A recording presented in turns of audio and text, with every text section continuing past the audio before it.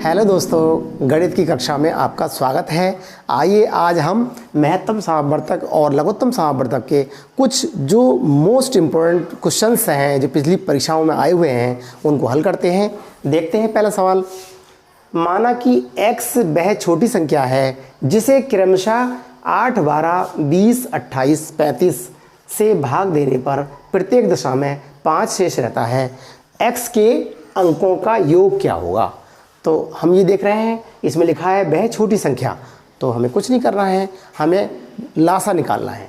तो आइए देखते हैं, लासा निकालते हैं। संख्याओं को लिखते हैं 8, 12, 20, 28, 35। इसको इस तरह से लिख लेते हैं और सबसे शुरू में कम से कम अंक से इसको भाग करते हैं। 2, 2 चौक 8, 2 छंग 12, 2 दाई 20, 2 14, 2 से 14 बार जाएगा, 14 28 और 35 नहीं कटेगा। जो संख्या नहीं कटेगी उसको ऐसे ही लिख लेते हैं। बाकी फिर अगली बार फिर प्रक्रिया को दोहराते हैं। फिर 2 से काटेंगे, 2 दूनी 4, 2 तिया 6, 2 पंजे 10, 2 सत्ते 14, नहीं कटेगी यही छोड़ देंगे। फिर काटेंगे 5 से, 2 ऐसे लिख लेंगे, नहीं कटेगी। 3 ऐसे नहीं ना कटेगी तो ऐसे लिख लेंगे। 5 कट जाएगा, 5 1 5, 7 नहीं कटेगा और 5 सत्ते 35। फिर काटेंगे 7 से, 2 ऐसे लिख लेंगे, 3 ऐसे लिख लेंगे, 1 ऐसे लिख लेंगे। ये एक बार जाएगा और ये एक बार जाएगा, सॉरी, ठीक है। तो इस तरह से ये लासा हुआ। इसका लासा क्या हुआ? लासा हुआ 2 गुणा 2 गुणा 5 गुणा 7 गुणा 2 और गुणा 3। हम देखते हैं, अब गुणा करेंगे इसे। 2 सत्ते 14, 2 28, तिया 84 और धाई 840। इसका लासा कितना हुआ? 840। सवाल के अनुसार सवाल ये कह रहा है कि प्रत्येक दशा में 5 शेष रहता है। तो ये संख्या छोटी छोटी तो ये हो गई जो इनसे पूरी कट जाए, ये हो गई। लेकिन ये कह रहे हैं 5 शेष रहता है, तो हम 5 शेष रहने के लिए हमें इसमें क्या करना पड़ेगा? 5 को जोड़ना पड़ेगा। तो अतः वो संख्या हो गई, x का मान कितना हो गया? x का मान हो गया 845।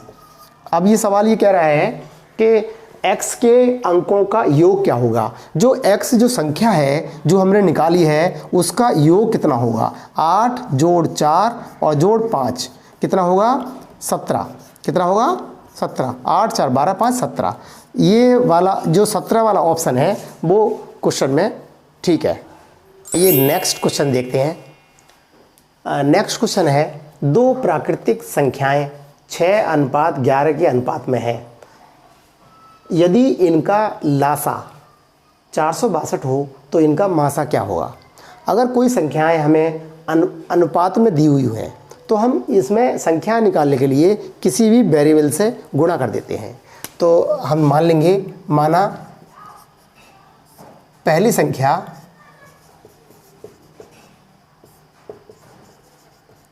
बराबर 6x और दूसरी संख्या कितनी हो गई? 11x।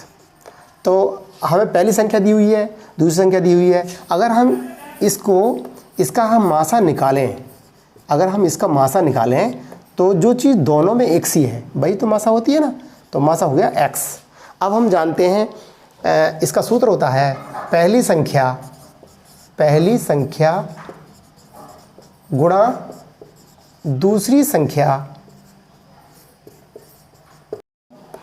मासा गुणा लासा। तो आप देख रहे हैं पहली संख्या कौन सी हो गई? 6x हो गई। दूसरी संख्या कौन सी हो गई? 11x बराबर मासा कितना हुआ? x और लासा कितना हुआ? 462। हमने अगर बराबर के बाईं तरफ और बराबर के दाईं तरफ आपस में संख्या कट रही है तो हम इनको आपस में काट देते हैं। x है, ये वाला x कट गया और 11 से ये काटेंगे तो 11 चौक 44 हो गए और 11 दूनी 22।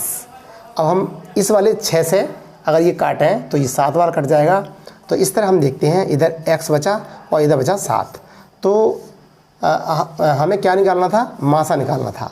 मासा कितना था, x माना, अतः इसका मासा 7 होगा। आइए अगला सवाल देखते हैं। सवाल है, दो संख्याओं का मासा 13 और लासा 1989 है। यदि उनमें से एक संख्या 117 है तो दूसरी संख्या क्या होगी? तो फार्मूला यूज करते हैं, पहली संख्या गुणा दूसरी संख्या बराबर मासा गुणा लासा। पहली संख्या दी हुई है हमें 117, दूसरी संख्या हमें निकालनी है, x मान लो, कोई वेरिएबल मान लो, बराबर मासा कितना दिया हुआ है 13 और लासा दिया हुआ है 1989। ठीक है, अब हम क्या करेंगे, x बराबर करेंगे, ये बराबर में है तो वो बराबर में रहेगा 1989, और जो अगर बराबर के बाईं तरफ कोई चीज़ गुणा में है, कोई संख्या कोई अंक गुणा में है तो दूसरी तरफ जाएगा तो वो भाग में चला जाता है 117। अब हम क्या करेंगे, आपस में अगर किसी एक पहाड़े से कोई संख्या आपस में कट रही है दोनों तो काट देंगे। 13 कन 13, 13 नैमा 117, 9 दूनी 18 और 9 दूनी 18 और 9 कान 9, तो दूसरी संख्या हो गई x बराबर 221। ये इसका उत्तर हो गया। आइए अगला सवाल देखते हैं। किन्हीं दो संख्याओं का अनुपात 5:6 है और इनका मासा 12 है तो लासा निकालना है। तो ये अनुपात में दिया हुआ है, पहली संख्या इस अनुपात में किसी वेरिएबल से गुणा करेंगे। पहला नंबर क्या होगा 5x मान लेंगे, दूसरा नंबर क्या होगा, इसको 6x मान लेंगे, और इसका मासा दिया है 12। लेकिन लासा, इन संख्याओं का अगर लासा निकालें तो लासा कितना होगा, मासा 12 है, अगर हम इसका लासा निकालें तो लासा कितना होगा, लासा दोनों में x कॉमन है तो x आ जाएगा, और ये 5 है, 5 आ जाएगा, इसमें 6 लिखा है 6 आ जाएगा, बराबर 30x। क्या हुआ, मासा लासा 30x हो गया, मासा 12 है, पहली संख्या ये है, दूसरी संख्या ये है।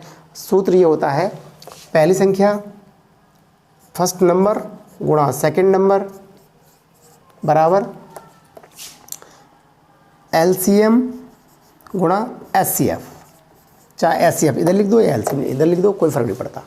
फर्स्ट नंबर क्या है 5x, सेकंड नंबर क्या है 6x, बराबर LCM कितना है 30x और SCF कितना है 12।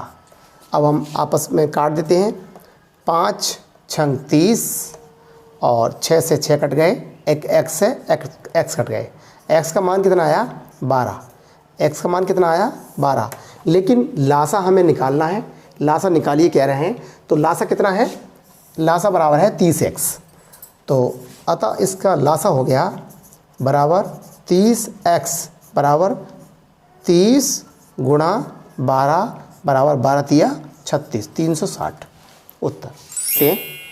दो संख्याओं का योग 36 है, उनके मासा और लासा क्रमशः 3 और 105 हैं, तो उन संख्याओं के व्युत्क्रम का योग क्या होगा। तो व्युत्क्रम का मतलब होता है उल्टा। पहले हम क्या करते हैं, संख्याएं देखते हैं, संख्याएं कौन कौन सी हैं। तो हम ये देखते हैं, सूत्र होता है पहली संख्या गुणा दूसरी संख्या बराबर मासा गुणा लासा, और मासा और गुणा लासा दिया हुआ है 3 और 105, तो ये दोनों संख्याओं का गुणनफल है। जब दोनों संख्याओं का गुणनफल है, पहली संख्या गुणा दूसरी संख्या, इनका गुणनफल कितना है 3 और 105, 3 और 105। इसका मतलब ये हुआ कि इन दोनों की गुणा इनका गुणनफल है। तो इनके फैक्टर करते हैं हम, 3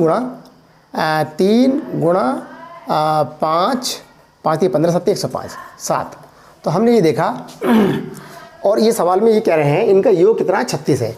योग कितना है संख्याओं का योग, संख्याओं